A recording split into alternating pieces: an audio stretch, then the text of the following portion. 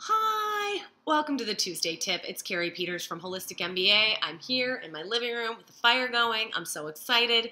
Do you have some hot tea? Do you have a beverage? Do you have a couple of minutes? Let's talk. Today's mug is from, let's put this right, Santa Fe. Santa Fe NM. This was a really great little breakfast place called the Tune Up Cafe, and I loved it so much I just had to get a mug. Yeah, I am that dorky person that collects a mug from every place that I go. That's true. That's me. I have a closet, a cabinet full of mugs in my kitchen over there.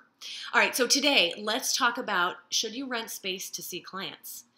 This is a really interesting question, and I remember when I first started as a health coach, I ended up working in this chiropractor's office in Studio City. It was at the corner of Coldwater Canyon and Ventura. So it was in this great area, and I walk into this office to interview with the chiropractors, and I was sort of struck dumb. They were referred to me by a colleague. That's how I ended up connecting with them. I think I asked, hey, do you know of anybody who would be looking to have a health coach in their office? And they ended up connecting me to these doctors, so I set up a meeting and went to go meet with them. What I didn't know was that they were ridiculously hot.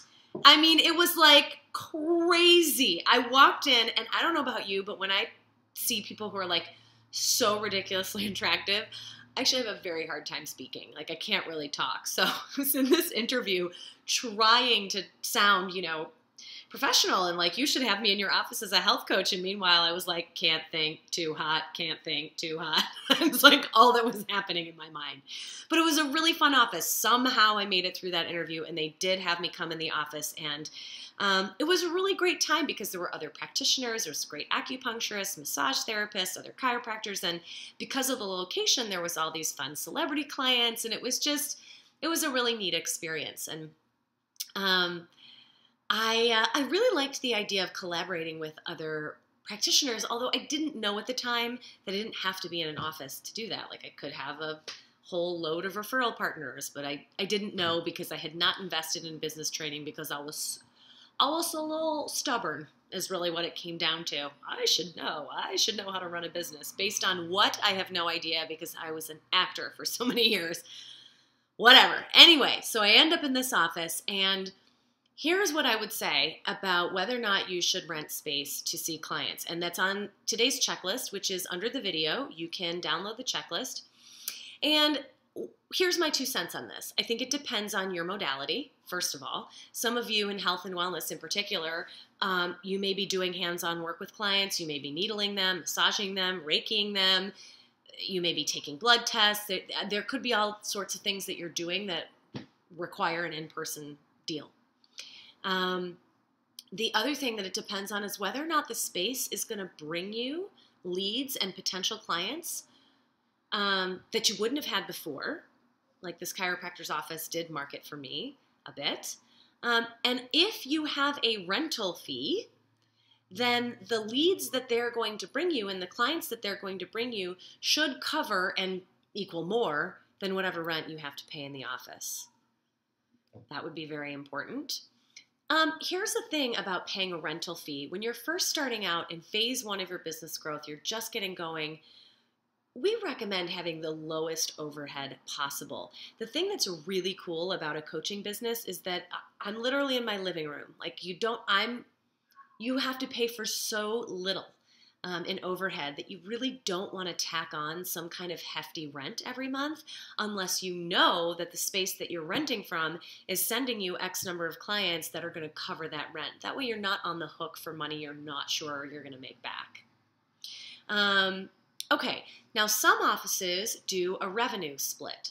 So they don't require any rent, but they do want you to split the revenue from any client that comes in to see you. In the chiropractor's office, the revenue was 60% to them and 40% to me, and that was going to change after I saw a certain number of clients, and it was going to go the opposite. It would be 60% to me and 40% to them. So I didn't pay them rent, but I paid them 60% of what I made from every client. Now, that's a lot. So you want to evaluate whether or not it makes financial sense for you to be in the office with that kind of split. If they're sending you all kinds of clients, if you're building your list, if you're building your confidence, if you're building your success stories, these people are doing the marketing for you. Don't have to get clients. All you're doing is sitting there in the office and servicing people. It might make a lot of sense for you, whether you're just getting started or maybe you're in a position where you're like, I'm just tired of the marketing piece of my business and I want to work for someone else. That's great. It may work for you in that case. The other thing that it depends on with renting space and whether or not you get to control your schedule is a big one. That's on the checklist.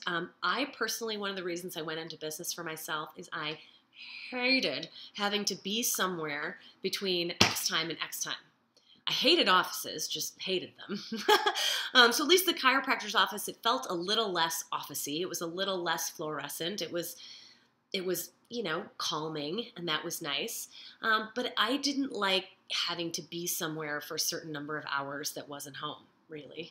And I like to control my schedule. Now, good news with the office that I worked in, they allowed me to do so. They said, hey, or I think it was actually the room that I was in, I shared with another practitioner, so I had the room on certain days of the week, and the other practitioner had the room on other days of the week. And I would just pick the times of the day that I wanted to come in. The other thing that you want to consider when you're considering renting space to see a client is, do you prefer to work in person? Are you an extroverted person? Do you like to be in front of someone? Now, this is a different question than I don't think that working over the phone or working over Skype has value or the same value as working in person. It absolutely does. Depending on your modality, especially if you're just coaching, working over the phone or working on Skype, just as good as working in person. Absolutely. If you prefer to work in person, however, that's a different story because you get to go into an office, you get to see people, and for some of you, that might be preferable. For me, I'm an introvert. I like to be at home. I'm often curled up on my couch. I don't like to even use Skype with a video. I like to be on the phone, and when I'm coaching, I actually find that my attention is better when I'm just have audio versus visual sense. So it totally depends on what your preference is as a coach. And I'll just reiterate again, there is no difference in value. You don't charge less for your phone or Skype sessions that you do for your in-person sessions. That's not how it goes, especially when you're in phase 1. As you move into phase 2 and higher of your business growth, that starts to change a little bit. Then your in-person stuff does become more valuable and a higher price point. Okay, right. So you just want to check in with yourself and say, do I prefer to work inside my home, outside my home? Am I introverted and am I extroverted? It's funny, a lot of people will worry, like, who are introverts? Oh no, as coaching, am I going to have to be not myself and too outgoing? And I think, sometimes, you have to go to networking events, you have to meet people, you have to go to training events, you have to go to conferences. And if you're introverted like me, walking into a room full of strangers and being like, hi, I'm so-and-so, it's not always it's not always the most fun thing, but you move through it, you do it. But I actually think coaching is a great career for introverts because you can spend so much time at home alone on a phone, and it's so effective. So now here's the deal. Let's just go back over this checklist again. So it depends on your modality. It depends on whether or not the space is bringing you any leads or clients that will cover any rental fees or any revenue split fees. Whether or not you get to control your schedule, whether or not you prefer to work in person. These are the things that you want to consider when you're considering working in an office. Now, personally, working in the chiropractor's office was fun, but I ended up building my business at home, mostly because I could make more money without the revenue split, and I got to a point where I didn't feel that I needed the chiropractor's office for the clients. And actually, I kind of made that a goal of mine. I knew that if I was in control of me attracting clients, I was in control of my career. So that was a real priority for me. Also, like I mentioned, I'm an introvert, so I prefer to spend time at home. I actually, when I take breaks from work, I love to just go put a load of laundry in or organize a closet, or I just like to be nesting all day long in between short blocks of work. I also realized that I could partner with other practitioners and refer people back and forth without having to be in a physical office.